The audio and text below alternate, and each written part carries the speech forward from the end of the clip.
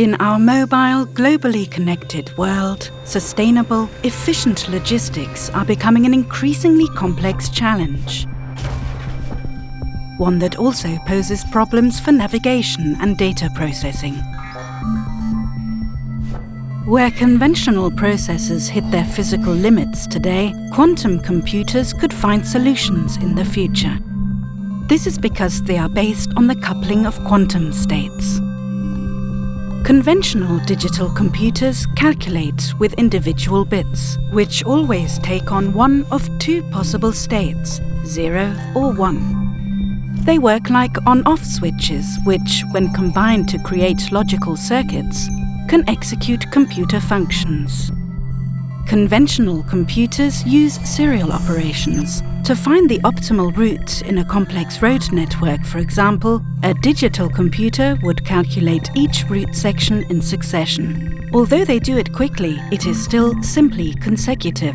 In contrast, quantum computers are masters of multitasking. They would calculate all the possible route sections at the same time, in parallel, and find the perfect route in nearly no time at all. Because quantum computers don't work with conventional bits, but instead with quantum bits, or qubits for short. They can be created by the spin of an electron, for example. Depending on the spin direction, its state can be interpreted as either 1 or 0.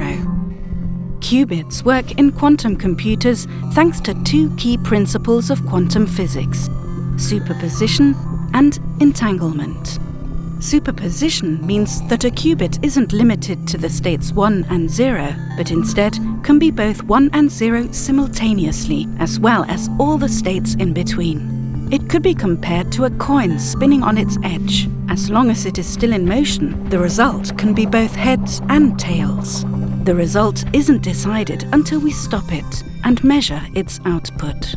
Entanglement can arise when qubits interact with each other, for example via their magnetic fields. It allows them to represent a larger set of superpositions of different values. Entangled qubits are dependent on each other. If the state of a qubit is determined by measurement, its partners are also affected at the same time.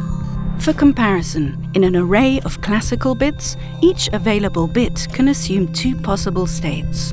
N bits can represent one of 2 to the power of n states. Qubits can assume many more than one of these states at the same time. This quantum parallelism allows a quantum computer to operate at time x with all of its 2 to the power of n possible states at once. A sorting algorithm then has to interpret the enormously high number of values thus created and find the relevant information, for example, the optimal route. To achieve this, the superposition of the qubits must be retained as long as possible, which means long coherence times.